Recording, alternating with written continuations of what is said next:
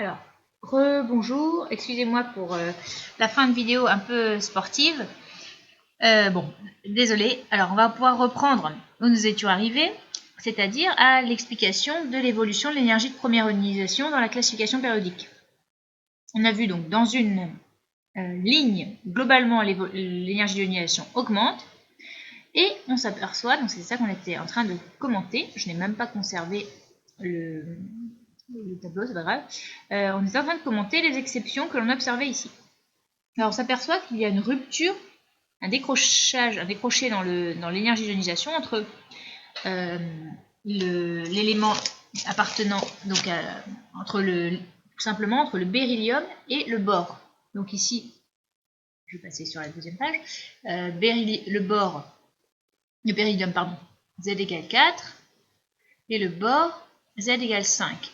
Qu'est-ce qui distingue les deux? Si vous donnez la configuration électronique, vous avez 1s2 pour 1s2, 2s2 pour le beryllium, alors que pour le bore, 1s2, 2s2, 2p1. Ici, pour arracher un électron à cette sous-couche, et là je me reprends parce que je me souviens avoir dit couche, on ne passe pas d'une couche à l'autre, on passe d'une sous-couche à une autre. Arracher un électron à cette sous-couche de type 2s, c'est difficile, délicat, parce que les électrons sont appareillés, ils sont très stables. Par contre, arracher cet électron-là requiert moins d'énergie. C'est pour ça que, si on revient ici, pour le beryllium, vous avez une énergie moins importante que pour le bore. N'importe quoi. Pour le bore, pour le bore ici, vous avez une énergie moins importante que pour le beryllium. J'espère que je n'ai pas fait l'inverse. C'est bien ça, le beryllium et le bore comme ceci. C'est bon. De la même façon, on peut essayer de reconnaître, par exemple, ici.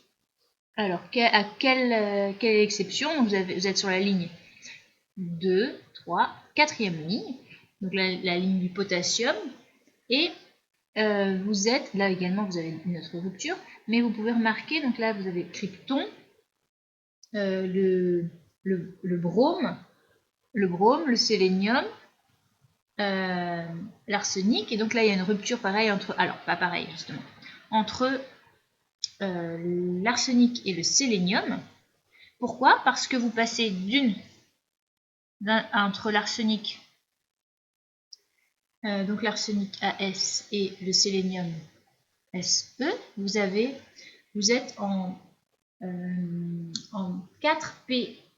4P3 ou 4P4. Donc je mets les pointillés, 4P4 ici, 4P3 ici. Et en fait, donc là, c'est ça qui nous intéresse. Là, vous avez 3 électrons.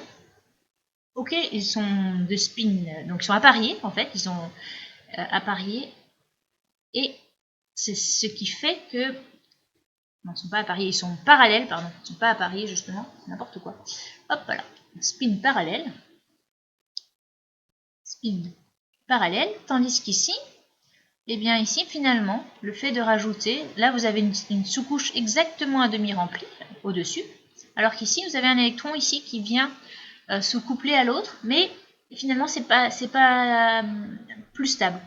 Donc ça c'est très stable en énergie, ce qui fait que finalement l'énergie pour le passage de 4P4 à 4P3 est moins importante que passer 4P3 à 4P2.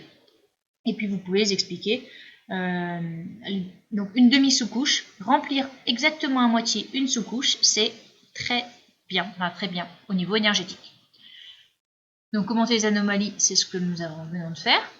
Maintenant, une autre grandeur, une autre énergie, ça va être l'énergie nécessaire, donc l'énergie d'attachement électronique. Alors cette fois, vous avez l'atome à l'état gazeux et il va gagner un électron.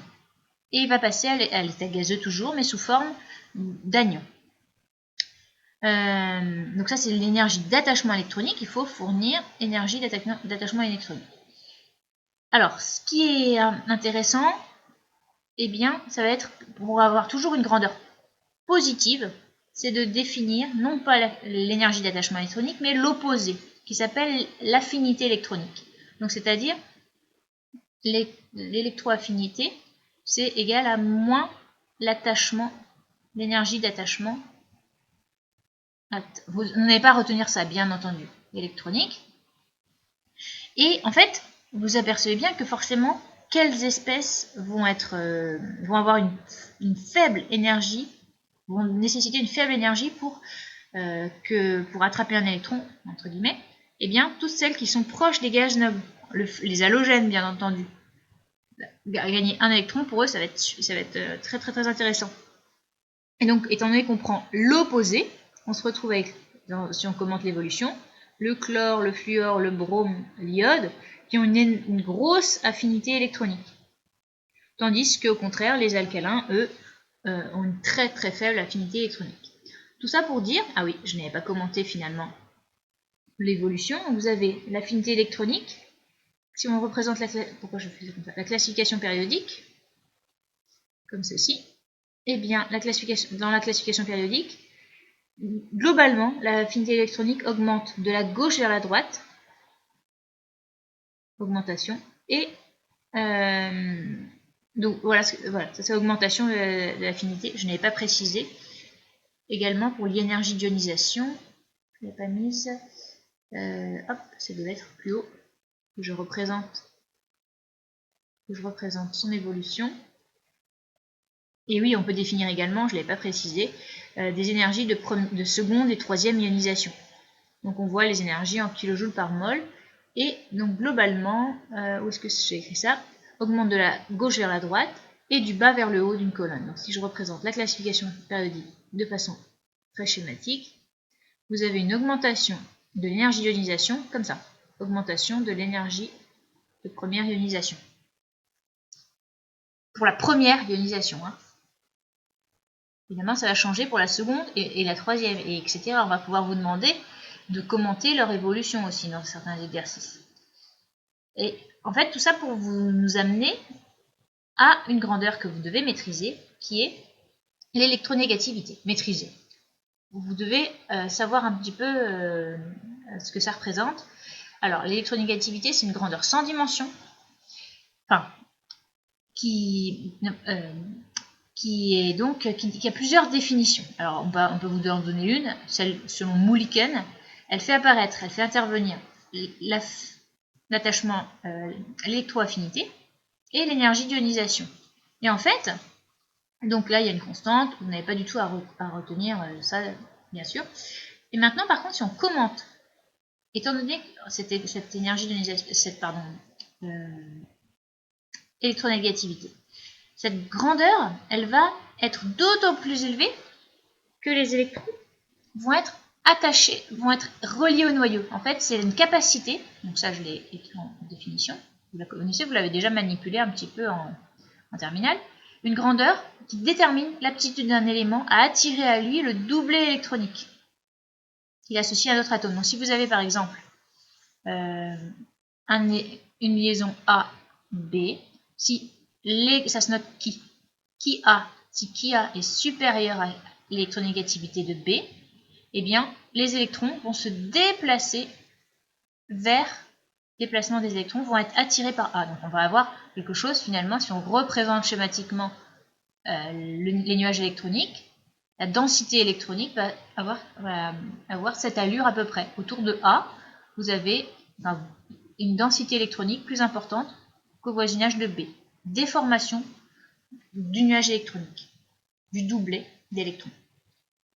Et donc cette électronégativité, elle, ça vous devez le retenir, elle évolue, et bien exactement, elle évolue quand on se déplace de bas en haut, donc ça c'est à retenir, elle évolue comme l'énergie de première ionisation. Donc elle augmente de bas en haut dans une colonne, comme ceci, et de gauche à droite. Donc ce qui fait que c'est extrêmement, disons que les halogènes, on peut le regarder ici, les halogènes vont avoir une énergie d'ionisation très importante. Et le fluor, donc ça c'est à retenir, le fluor est l'élément qui possède l'électronégativité la plus importante. C'est lui le plus électronégatif qui va attirer à lui le plus les doublés d'électrons. Au contraire, vous voyez que tout ce qui est alcalin et alcalinotéreux, vous avez des électronégativités, une électronégativité faible Au contraire, ils vont plutôt avoir tendance à céder leur doublet d'électrons justement à d'autres éléments électronégatifs. Donc le terme là, ils s'appelleront électropositifs plutôt, ou nucléophiles. On verra plutôt nucléophiles. On verra ça dans le chapitre qui suit. Donc en résumé sur ce chapitre, il faut que vous sachiez retrouver la position d'un élément à partir de sa configuration électronique, et également déterminer à partir de la configuration électronique d'un élément, justement connaissant la position. Les deux doivent être maîtrisés. Je ne sais plus ce que j'ai dit. En tout cas, d'un sens ou dans l'autre. Configuration électronique, position, et position, configuration électronique. Excusez-moi pour le cafouillage et pour la fin de vidéo précédente un petit peu bruyante. Voilà, donc on se retrouve vendredi. Travaillez bien l'exercice d'optique. Travaillez également l'exercice de l'esquimau sur l'igloo. Et l'exercice avec les deux ressorts où vous avez la masse reliée à deux ressorts. Donc ça, ce sont les deux exercices de méca qu'on traite, extrêmement importants. Il y a beaucoup de choses, il faut les maîtriser en tout cas. Donc voilà, et bonne fin de journée.